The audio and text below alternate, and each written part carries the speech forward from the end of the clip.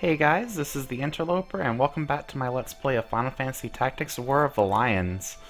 Last time we had a battle with Weegriff as we were ascending from the vaults in the monastery, and we made fairly short work of him, although he and his lackeys were kind of doing a pretty hard number on us, but luckily we did quite a bit of damage, so he fled almost dying, and he ended up becoming possessed by Lucave, and by choice at that. Hard to say whether he was expecting that or he just didn't care, but now he's pretty much on one of the other Lucave. He's kind of lost his original personality, but at this point he was already kind of dominated by revenge at this point for his sister's death and his failure as being the Corpse Brigade commander. It's kind of a disaster in every way possible. But he ended up leaving us alive, even though he could have killed us right then and there, I'm sure. But after that, we ended up moving into the Zeklos Desert, and we got a not a random battle, but it was a little side battle that where we got Luso, who is the Final Fantasy Tactics A2 main character right here. For those of you who didn't play A2, he's from a previous point in the timeline for Ivalice. It was well before War of the Lions, where there were still other races in the world, like Mughals and all that kind of stuff. It's a pretty fun game. The story's a little light in my taste, and I never beat the game actually, so I don't really know why he's in our time period. I'm guessing there's some sort of time traveling mechanic that happens later on, but or maybe some portal shenanigans. I kind of remember that. But he's basically a Ramza clone. Probably not going to use him, at least not until later if I do. But I did strip him of his equipment since he did have some really good stuff, and I gave it to Ramza, particularly the sword and the shield. They're better than anything that we can pick up right now. So yeah, should make him hit quite a bit harder, and there's that chance that he'll activate the blizzard element. So yeah,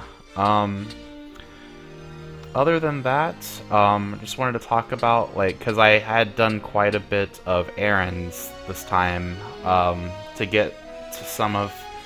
I did some errands with our generic characters, Alaire, Tefina, and Amphilis. They're not going to affect our actual playstyle at all, but I grinded out some of the later game classes because I had some ideas for how to build them later on, and I didn't want to have to bore you guys with grinding out their the late game classes from the beginning. So, in short, I'm not going to go into too much detail, but Alaire, I have the Bard class for him now. It was a bit of a pain in the ass because I had to grind out all of the mage classes to a certain extent to be able to unlock Bard, but they have some nice abilities that were really cheap. They're only 100 JP apiece, and how it works is they use an ability, like a song, and when they use it, every time the spell's countdown comes around, it'll cast a song again. And you can just wait, and as long as you don't do anything else, it'll keep repeating the song over and over again to all of your party, no matter where they are. So, if I cast this, restores MP. Every time that the spell would be the song would be cast per se, it would give MP to all of my party members. Or for Rousing Melody, increases speed. It increases the speed of all my party members every time it was going to be cast. And I can just wait around and do that anywhere on the map, which is great. It's not the best class. It's better later game when we don't have to worry too much, when we can afford to have a party member kind of running off and not doing much except buffing. Because the buffs here, they do only have a 50% chance to hit. So if we get unlucky and he might just be sitting there not doing anything for our party. So I'm going to be messing around with him a little later, but for now we kind of need him as our white mage slash support, a more direct support. So we'll be messing with that a little, probably in Chapter 4 or late Chapter 3, but I'll show him off. While I was doing that for him, I also got Amphilis, the samurai job. So I just grinded out some of the martial classes, like I needed Knight, Monk, Dragoon, Thief, all those classes basically grinded out to the point where I could unlock this, because Samurai, even though it's a martial class, almost all of its techniques here, the sword, the Aido, they scale off of your magic attack. So if I had Samurai as a sub-job for Black Mage or Time Mage, all of the sword skills, or the Aido, would do a lot more damage, or heal for more, as is in this case. It's like a giant AoE around your character. And it doesn't discriminate against friend or foe, so you have to be a little careful there. But it's still incredibly useful. It doesn't cost any MP, it happens immediately, which is great. But there is a chance that, because it uses whatever sword, or whatever samurai sword that it's named after, like for Murasame, I need the Murasame sword in my inventory. I don't have to have it equipped, but you basically raise it above your head and it'll use the effect around you. The problem is there is a small chance that every time you use it, your sword will break. So it's good to have like a few of your more useful swords in your inventory, just in case they start breaking in the middle of battle. So it's an expensive-ish job if you get unlucky, especially. But I went ahead and just grinded a little bit, got the class unlocked at least, but I still need to do some more errands to actually unlock some of the more useful sword techniques here. Again, not too sure how much I'm going to delve into this, because it does require our mage to get into the thick of things. And she's much better with mage equipment, which makes her kind of weaker, but gives her more damage. So we'll see. I'm going to experiment around with this just like I'm going to mess with Bard. It's something I've never really done before, but always wanted to try. So, again, that's not going to affect us in the short term. Tafina, all I did for her while I was grinding everybody was I changed her to Thief and grabbed all of these steel abilities. It's not my favorite class, as I said before, but we're gonna want to start stealing from certain enemies in later battles, because they're gonna have equipment that we can't normally buy. So I just need to grab Steel Shield eventually, but it's not that important. We really want Steel Weapon, Steel Accessory, and Steel Armor, because those are the better items we're going to be finding. But yeah, other than that, we did give Ramza, I mean, unfortunately he can't do errands, so he didn't get that much JP, but we did get enough to have him learn Sandstorm, which is a Geomancer ability. We're going to need it next battle because it's basically going to be a lot of desert from here on out for the next few battles. There's a chance to blind, which is not bad. It's not great, but it'll give him another... It'll let him do more AoE ranged attacks with decent damage. And we also gave Mustadio Echo Herb, which just gets rid of silence in case that ever comes up. But I think that's about it. Oh, and the other thing I wanted to do before we start the next battle is I wanted to show you guys the Chronicle. Basically, it's like a record of all the events and people that you've met up with. Like, let me show you just an example. Yep, so Arslan is basically has like all of this stuff documented for us, and we can. And some of these entries are more detailed than they show here, so we can like click to view it more in greater detail. But there's a lot of it. It's all stuff we kind of knew, but there's more insight into like the reasoning and what happened. It's interesting stuff. I would recommend looking through it if you ever decide to play the game. But I'm gonna go ahead and scroll through these, just so you can look and see if there's anything that interests you up to this point. If you do want to want me to look into any of these in particular, please let me know in the comments, and I'll go ahead and read through the ones you're interested in. But if you're interested, go ahead and pause and look and see if there's anything that interests you. Like, Gathgarian might be interesting. But yeah, this will keep getting bigger and bigger. Feats. Oh yeah. I think these feats are just like the errands that I ran. So you see I did a lot of them. It also gave us some gil, which we used to buy some new equipment and a bunch of the samurai swords for later, so I'm a little poor right now. Wonders. Those are all more errand type stuff that I did, because you can find artifacts and different wonders as you're grinding JP. Here's the one we want to look at the most, though, artifacts. I don't know if you guys care about these. They're not super important. They might be later. I think they're more errand type stuff, though. But the one thing that we want to look at is the scriptures.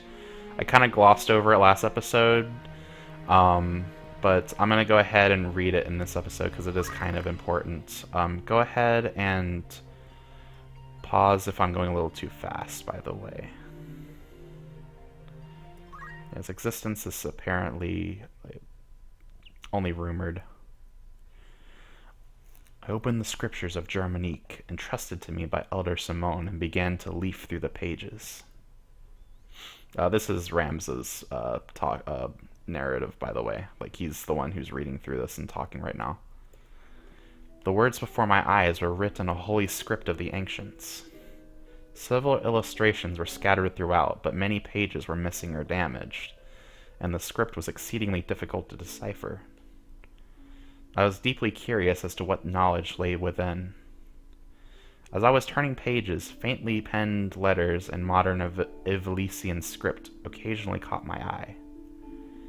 Notes of an explanatory nature had been added here and there throughout the book. I wondered who might have written them. Judging by the faded ink, some entries were more than a decade old, while others seemed to have been penned only in the last few days. As I touched my finger to one of them, the writing smeared. The ink had yet to dry fully. Every note was written in the same hand, Elder Simone's. I suddenly realized he must have devoted a significant portion of his life to deciphering these scriptures, line by painstaking line. I relied heavily on his fragmentary notes as I continued reading. Apparently the Holy Script had been recorded by a Germonique, a disciple of Saint Ajora. Germonique. That name struck a familiar chord. Half-forgotten history lessons rose unbidden in my mind. And then I remembered. Germonique was the disciple who had betrayed his master, turning him over to the Holy Edoran Empire. I was astounded that a librum penned by the same Germonique from my history lessons now rested in my very hands. I could hardly contain myself as I turned the pages. And then I was assaulted by the shock far greater than the realization that I held a priceless historical artifact. Originally I had thought the book to be no more than a collection of Saint Ajora's teachings as recorded by Germonique. How unprepared I was to learn what it truly contained. This tome served as an account of Saint Ajora's life. The Saint Ajora described within was of a considerably different nature than the man about whom we all had been taught. So basically, it's kind of like the equivalent of like the Bible of the Quran of the religion of this world, except the people considered. I guess they haven't read the book because there's really only one copy of it, or like a few copies lying around. And so they don't know what's in there. They're just told what they're supposed to hear by the church, basically. So it's all propaganda kind of stuff. Like, oh, this is actually the truth because it's, humans are going to be human. They're not like some lordly prophets. I had always known that Saint Ajora was no ordinary mortal. My faith in the Church of Glabados was not as profoundly complete as that of my lord brother Zalbag, yet I did believe that Saint Ajora was a child of the gods, descended from the heavens to deliver humanity from its self-inflicted chaos. Or should I say I had believed? All I had thought immutable was shattered upon reading the scriptures. Saint Ajora's birth came in the midst of a golden age of technology, when airships yet plied the skies. And I think they're referring to, like, A2 days, basically, if you played that game. He was born in Lasalia, in the city of Bervenia. Moments after his birth, he rose to his feet and approached a well. Upon reaching its base, words of prophecy poured forth from his infant lips. "A calamity shall soon befall this well. Seal it up at once, that none may drink of it." Some days later, the Black Death visited the town of Bervenia, and all those who drank the well's tainted water succumbed to the plague and perished. Only those families who heeded the prophetic words of Saint Ajora were spared from death and malady. After the incident with the well, the people came to revere Saint Ajora as a portent of miracle and child of the gods. But it was not until he reached the age of 20 that Saint Ajora would become the savior of Ivalice and take his place among the gods in paradise. Ivalice was not always united as it is today. Long ago, the realm was divided into 7 kingdoms: Fovoham, Lionel, Limbury, Lasalia, Gallion, Zeltenia, and Moland. And I'm sure you recognize most or all of those. Each warred with the others in a never-ending struggle to expand its own territory. This conflict had continued for centuries until an ambitious young king rose to power in Moland. This young monarch dreamt of uniting all of Ivalice under his hand, but the road to victory was a difficult and dangerous one. The king turned to ancient tomes and the dark magics found within, summoning a demon from the netherworld to do his bidding. But once unleashed, the demon slew the king and sent out to destroy the very world itself. Ouch. To combat this monstrosity, a great hero set out on a quest. Together with his 12 disciples, he collected the Zodiac stones that had been scattered throughout the world, and the Zodiac Braves were born again. The Zodiac Braves soon defeated the creature's minions and banished the demon back to its infernal plane, for this becoming known as the saviors of our world. The story is now a well-known legend. The Zodiac Braves had since appeared wherever the world balanced on the brink of catastrophe, only to vanish just as quickly once the crisis had been averted. Similar catastrophe threatened the world in the time of Saint Ajora. The king of Limbury summoned a demon in hopes of seizing control of all of Ivalice and once again plunged the world into chaos. Just as in the legend, Saint Ajora collected the 12 Zodiac stones, and once again the Zodiac Braves rose to defeat the marauding demon. However, the sovereigns of any age have small tolerance for the interference of well-meaning heroes. Fearing the charismatic saint's growing influence, the Holy Vidoran Empire dispatched soldiers to capture him and his devoted followers. Pharism was the prevalent religion in that day, and its priests feared Ajora's growing influence. Ultimately, Germonique, the 13th disciple, was tempted by sordid coin, offering vital information that led to his master's capture. The saint was soon executed upon the gallows of Golgotha soon after. But lest we forget, Saint Ajora was a child of the gods. The wrath of the heavens was swift and terrible. Immediately following the execution, Moland, the center of Ferris teachings, was visited by a terrible cataclysm and sank into the sea. Saint Ajora then ascended to paradise to take his rightful place among the gods. This was the legend with which I was familiar, the very same tale that told to every child in Ivalice. But the Saint Ajora described within the Scriptures of Germonique was a different man altogether. Ajora was no child of the gods. He was a mere mortal, no more divine than you or I. He was a revolutionary who fought to realize his own ambitions. He was no lover of peace, no hero who would sacrifice himself for the good of humanity. Germonique wrote of him. As the founder of a new religion with a rising number of followers, Ajora was seen as no more than a nuisance to the empire. But Ajora was apparently more than just a religious founder. He was a saboteur who infiltrated enemy states to collect information and sow disorder. Ajora was a spy, dispatched to the Holy Yodoran Empire by a rival state. Whatever he claimed to be, it was fact that the Empire began to fear this upstart's growing influence. Germonique was employed to collect evidence that would allow the Empire to arrest Ajora as a spy. The 13th disciple was in reality no more than the Empire's instrument in a play to uncover Ajora's true intentions. It seems that Ajora indeed attempted to reassemble the Zodiac Braves. Germonique confirmed in his writings that Ajora even discovered some of the stones.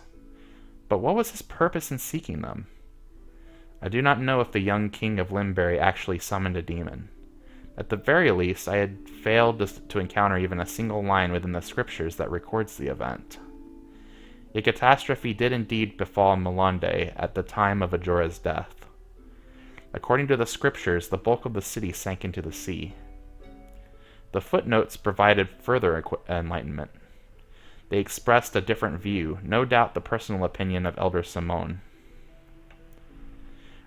Although many spoke of their existence, none had ever set eyes upon the Scriptures of Germonique. Some might say they are fraudulent, written within the sole purpose of discrediting Saint Ajora. But I know this tome to be authentic. When I served as an inquisitor of the church, many others in the Holy Office feared the existence of this work. And the same is no doubt true for the High Confessor. They were all fearful of these writings, for everything contained within them is fact. After Saint Ajora's death, the Church, which had capitalized on his considerable influence to seize power for itself, had only one task: to conceal his true nature as a human being. This one fact had to be erased from the annals of history. They needed to ensure that Saint Ajora be remembered as a child of the gods. Their use of the Zodiac Braves, a legend believed throughout Ivalice, was a stroke of genius. It was a simple feat to convince the people that Saint Ajora had led the Zodiac Braves to defeat a demon that never existed. I realize now that I had lost my faith in the moment I began to read these scriptures. And yet I feel no sorrow. Thinking back, I know now that my desire to know the truth was stronger than my faith had ever been. But I have committed one great sin. I had failed to condemn the church for lying to our flock all these years. And why? I knew that if I were to share this book with the world, my precious library would be taken from me. And to me there could be no pain greater, for this library is the only means of slaking my endless thirst for knowledge. My curiosity eclipsed my will to do what was right. Damn, that sucks. I mean, you can kind of sympathize with him, though. Like, basically, if he had revealed to the world the truth, he would have just been branded a heretic and had all of his rights and privileges and taken away, basically. Elder Simone wrote that Saint Ajora's demon never existed. But I have seen the power of the Zodiac Stones with my own eyes. There is an evil presence at work, something much more sinister than even the High Confessor and his twisted plots. So, it's a bit long, but I think it was very insightful nonetheless. Alright, now that we have all the reading out of the way, let's go ahead and get into a battle before we close the episode. Hopefully it's not too bad. Alright. This is the reason you guys are here anyways, right? Alright, let's get everyone situated.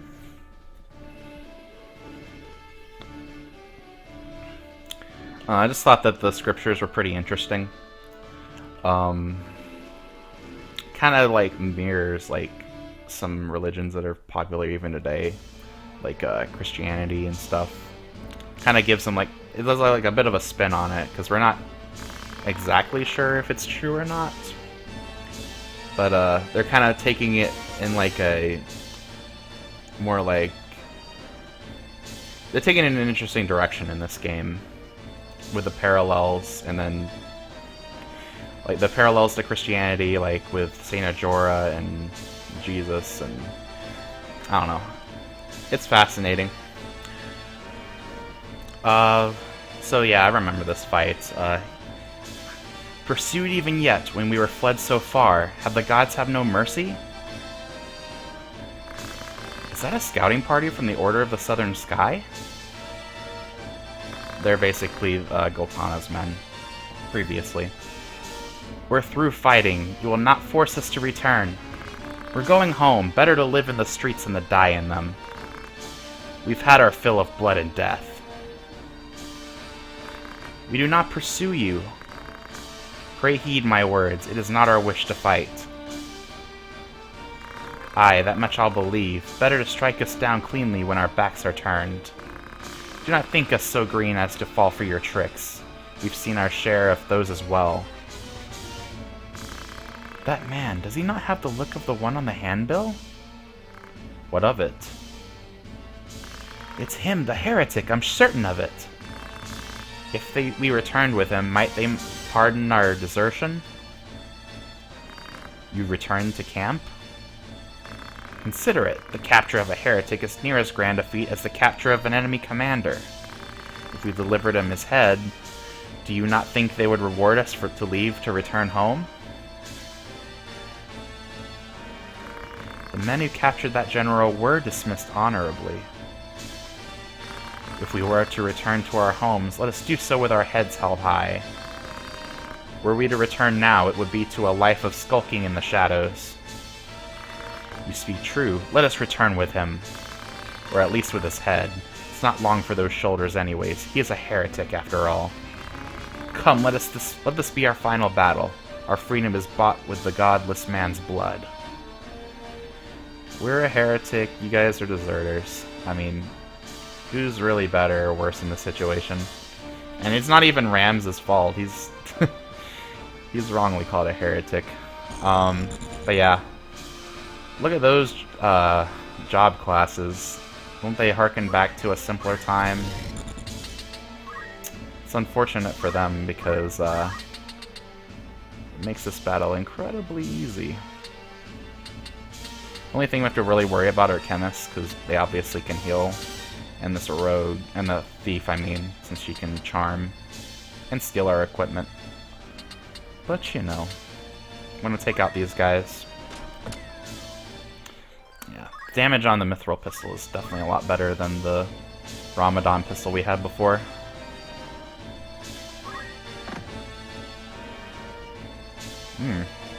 That was cute. Yeah.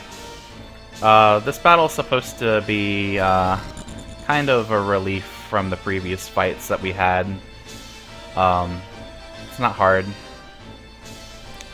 The fact that they're all basic job classes means they're not going to be doing a whole lot of damage to us. They're not very threatening, I should say.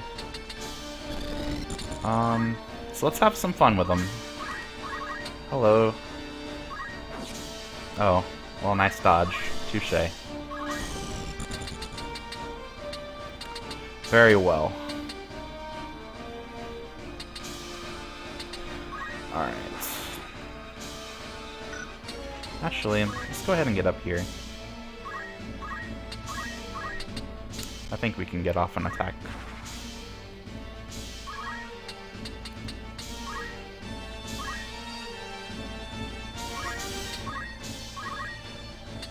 Alair does get a turn, so let's go ahead and do that.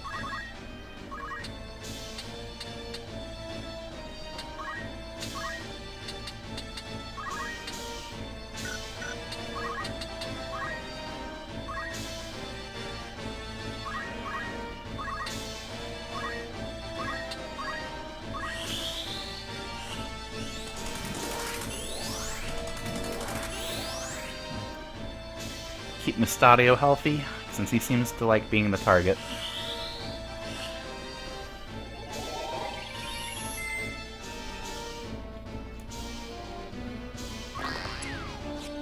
Oh, too bad.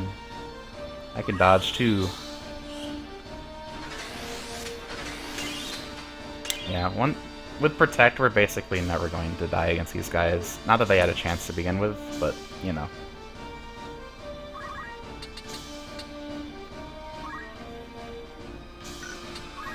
go ahead and get up here.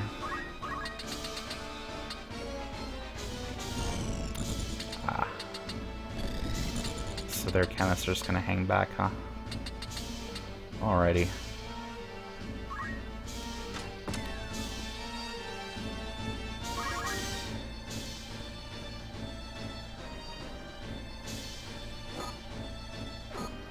I'll take that. Wow. That's what attack boost does, folks. So it's a good support ability.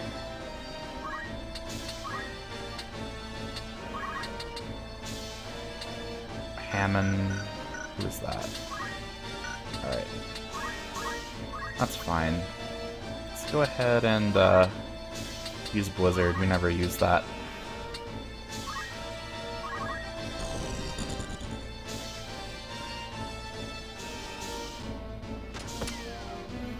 Oh, they have guns.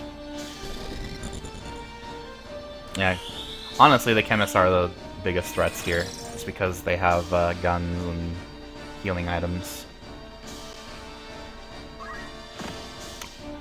He's probably using Rush because both of our melee characters have really high evasion.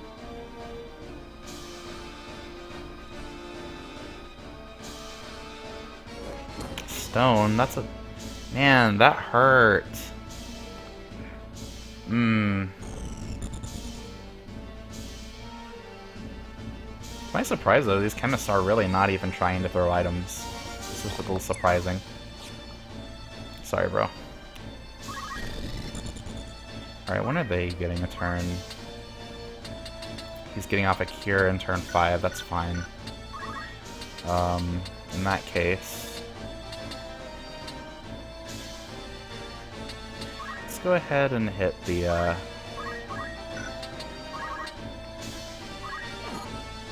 squire there. Hard to say if these guys have any evasion equipment, but they don't seem to. Yeah, that should hit them.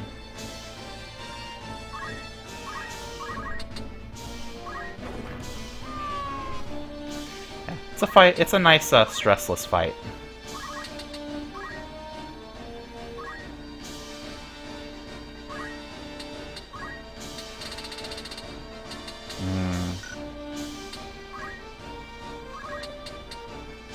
Anybody really that hurt? Not particularly. Eh. Might as well. We'll have you finish off the squire here.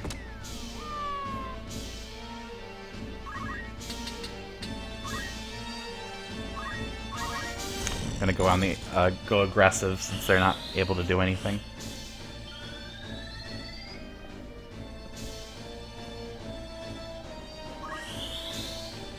Really doesn't matter that these guys are level 27. They're still very very weak classes.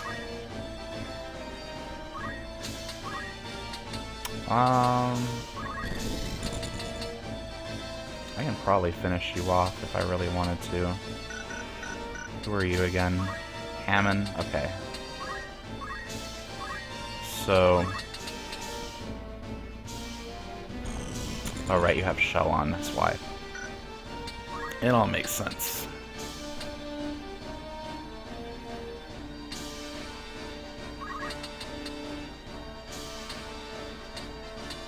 Let's go for the immobilize.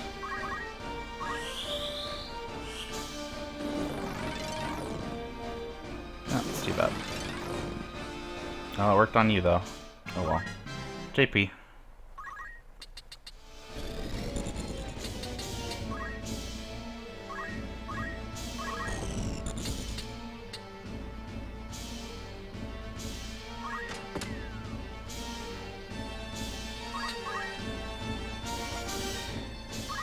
Oh, he's actually got X potions, okay.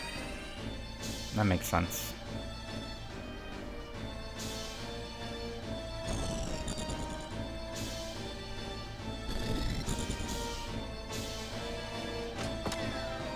There he goes. Oh, he's going for the 2% chance to hit. That's literally 2%. I'm not even joking. Ouch. That's what you get for not wearing anything useful.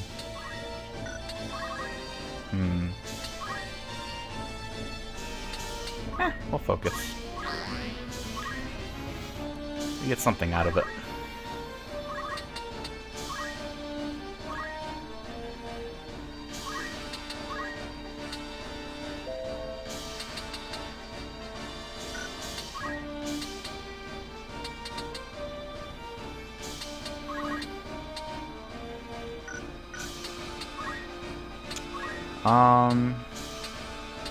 Preach.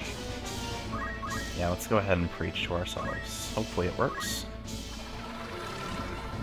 Nope. A little unfortunate.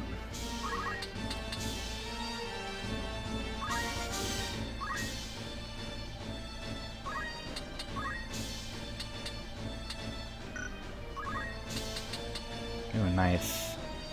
Let's go for that.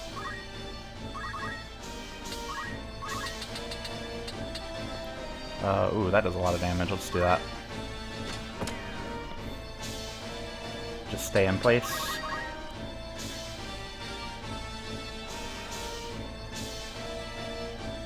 All the buffs go away. And boom!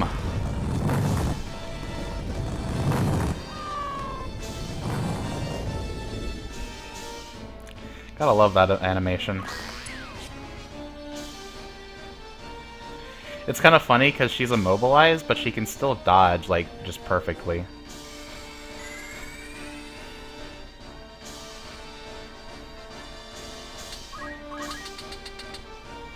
Go ahead and do the attack again.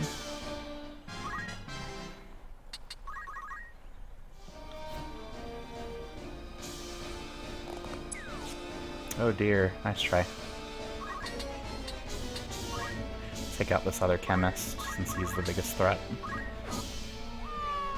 Or, not threat, really, he's just annoying. Focus again. Because why not?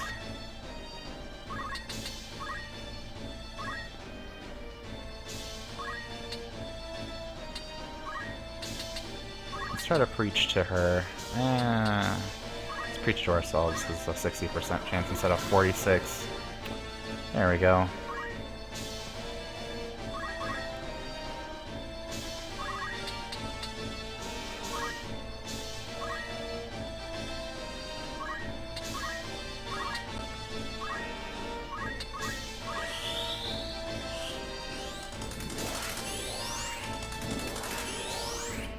Keeps missing the white maid, I don't understand. I guess it's just really bad synergy there.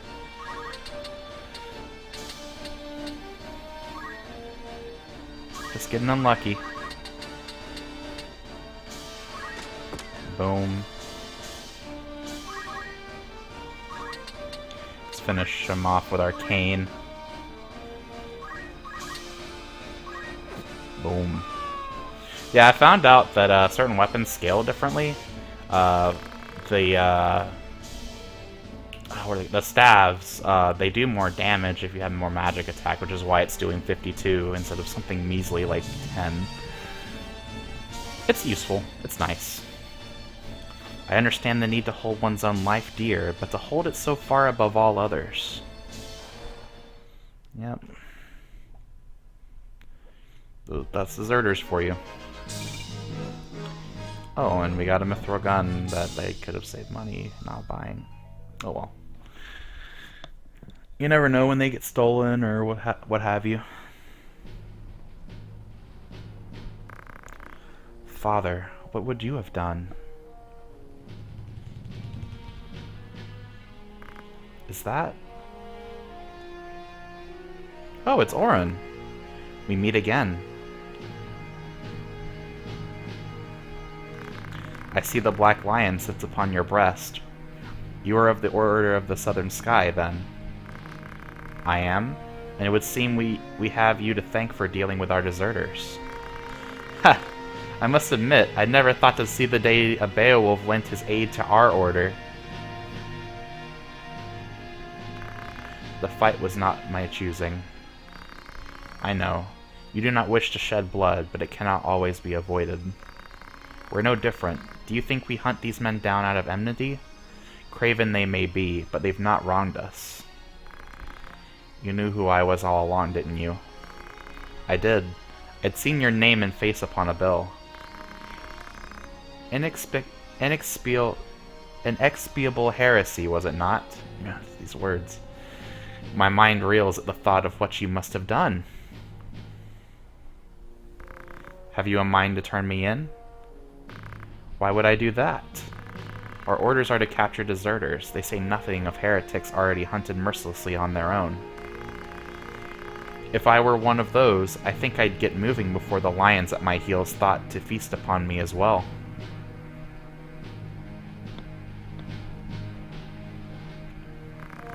Why do you still fight? So long as your brothers point their swords at our throats, we must. If the white lion lowered his claws, the black would follow suit? No, I do not think it like he would. Could you deliver a message to Count Orlando if you should chance to meet him? There are men behind the curtain who goad the dukes for their own gain. We are all but puppets dancing as they pull our strings. It is those men we ought to be fighting. I can deliver the message, but why to the Count? My father once told me Count Orlando was the only man he could truly call friend. I am the Count's adopted son. I will tell him what you've told me. Then you believe me? I do not know the reason these men seek the Zodiac stones. If it is for the benefit of the people, I see no reason to raise protest. But if they seek to use the legend for their own gain, I can assure you my stepfather will not sit idly by. It was not for quiet complacence he was given the name of Thunder God. You know of the High Confessor's plot? Of it, yes, but we have had no hard evidence. Our spies are working tirelessly, but I suspect you know more than they. If you did have evidence of the plot, would you then be willing to lay down your swords? Such evidence exists? The Scriptures? No, it matters not. I simply wish to know. Whether or not it would mean the end of this conflict, I cannot say. But my father, for one, would surely sheathe his blade. Lord Orin, we must press forward. Very well, let us resume our march. Farewell, Ramza. See that you keep your head about your shoulders. Never think yourself without allies. You do have friends who would gladly lay down their lives fighting beside you. And I count myself among them. That's good to know. Have some friends in Goltana's camp, it seems. Also love the fact that, I love it when they use chocobos to get everywhere in this game. But it's also funny because his knights don't have a chocobo, so like, what is there really to gain from being on chocobo except you're not like getting the, I don't know. It's just funny to me. Thank you, Orin. You think it'd be better just to give them all chocobos so they could all go at a faster pace. But yep, short battle, but we did have some cutscenes and some scriptures to read. So I'm going to go ahead and end it here, guys. Hope you enjoyed the episode. Look forward to next time. This is The Interloper, and hope you have a good day. Bye.